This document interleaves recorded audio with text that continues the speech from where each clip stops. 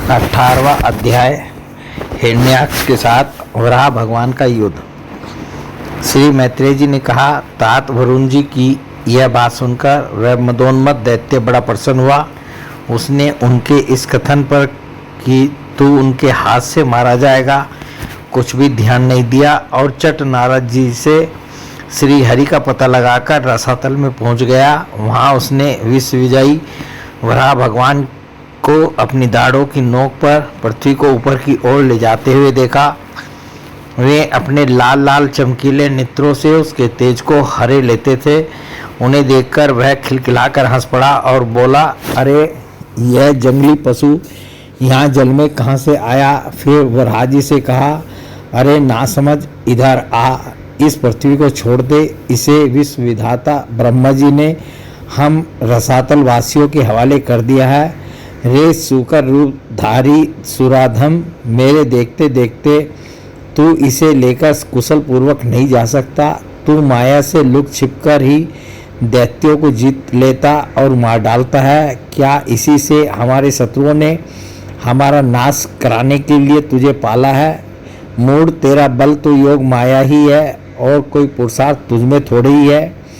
आज तुझे समाप्त कर मैं अपने बंधुओं का शोक दूर करूंगा। जब मेरे हाथ से छुटी हुई गदा के प्रहार से सिर फट जाने के कारण तू मर जाएगा, तब तेरी आराधना करने वाले जो देवता और ऋषि हैं वे सब भी जड़ कटे हुए वृक्षों की भांति स्वयं ही नष्ट हो जाएंगे। हिरण्याक्ष भगवान को दुर्वचन बाणों से छेदे जा रहा था, परंतु उन्होंने दांत की नोक पर स्थित पृथ्वी को भयभीत देखकर वह चोट सहली और जल से उसी प्रकार बाहर निकल आए जैसे ग्राह की चोट खाकर हथिनी सहित गजराज।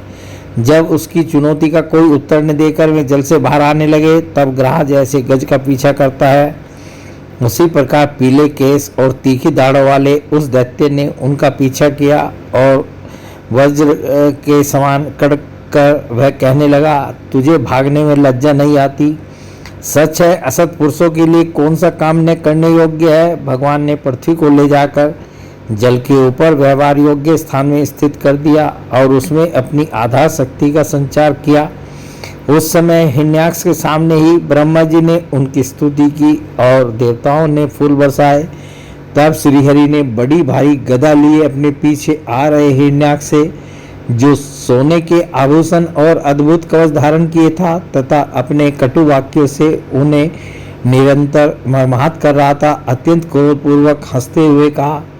श्री भगवान ने कहा, अरे सचमुच ही हम जंगली जीव हैं जो तुझ जैसे ग्राम सिंहों अर्थात कुत्तों को ढूंढते फिरते हैं। दुष्ट वीर पुरुष तुझ जैसे मृत्यु पास में बंधे हुए अभागे जीवों की आत्म श्लाघा पर ध्यान नहीं देते। हाँ, हम रसातल वासियों की धरोहर चुराकर और लज्जा छोड़कर तेरी गदा के भय से यहाँ भाग आए हैं। हम में ऐसी सामर्थ्य ही कहाँ कि तेरे जैसे अद्वितीय वीर के सामने युद्ध में ठहर सकें। फिर भी हम जैसे तैसे तेरे सामने खड़े हैं। तो जैसे बलवानों से वैर बांधकर हम जा भी कहाँ सकते हैं? तू पैदल वीरों का सरदार है, इसलिए अब निशंक होकर उधेड़ बुन छोड़कर हमारा अनिष्ट करने का प्रयत्न कर और हमें मारकर अपने भाई बंधुओं के आंसू पहुँच। अब इसमें देर न कर। जो अपनी प्रतिज्ञा का पालन नहीं करता वह असभ्य है, भले आदमियों में बैठने लायक नहीं है। मैत्रेय जी कहते हैं, विदुर जी, जब भगवान ने रोज से उस दैत्य का इस प्रकार खूब उपहास और तिरस्कार किया, तब वह पकड़कर खिलाए जाते हुए सर्प के समान क्रोध से तिरमिला उठा। वह खींचकर लंबी लंबी सांसें लेने लगा। उसकी इंद्रियां क्रोध से क्षुब्ध हो उठी और उस दुष्ट दैत्य ने बड़े वेग से लपककर भगवान पर गदा का प्रहार किया, किंतु भगवान ने अपनी छाती पर चलाई हुई शत्रु की गदा के प्रहार को कुछ टेढ़े होकर बचा लिया। ठीक वैसे ही जैसे योग सिद्ध पुरुष मृत्यु के आक्रमण से अपने को बचा लेता है। फिर जब वह क्रोध से होठ चबाता हुआ अपनी गदा लेकर बार बार घुमाने लगा, श्री हरि कुपित होकर बड़े वेग से उसकी ओर झपटे। सौम्य स्वभाव विदुर जी, तब प्रभु ने शत्रु की दाईं बाहों पर गदा की चोट की, किंतु गदा युद्ध में कुशल हिरण्याक्ष ने उसे बीच में ही अपनी गदा पर ले लिया।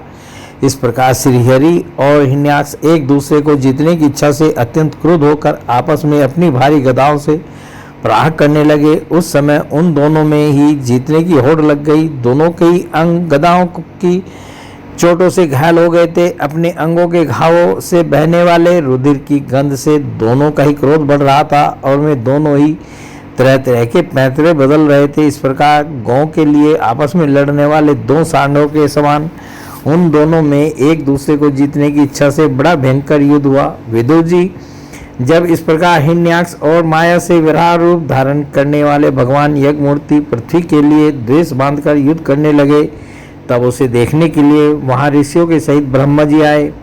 वे हजारों ऋषियों से घिरे हुए थे। जब उन्होंने देखा कि वह दैत्य बड़ा सूरवीर है, उसमें भय का नाम भी नहीं है, वह मुकाबला करने में भी समर्थ है और उसके पराक्रम को चूर करना बड़ा कठिन काम है, तब वे भगवान आदि शुक्र रूप नारायण से इस प्रकार कहने लगे। श्री ब्रह्मा जी ने कहा, देव, मुझसे वर पाकर यह दुष्ट दैत्य बड़ा प्रबल हो गया है। इस समय यह आपके चरणों की शरण में रहने वाले देवताओं, ब्राह्मणों, गौओं तथा अन्य निरपराध जीवों को बहुत ही हानि पहुंचाने वाला, दुखदायी और भयप्रद हो रहा है। इसकी जोड़ का और कोई योद्धा नहीं है, इसलिए यह महाकंटक अपना मुकाबला करने वाले वीर की खोज में समस्त लोकों में घूम रहा है। यह दुष्ट बड़ा ही मायावी, घमंडी और निरंकुश है।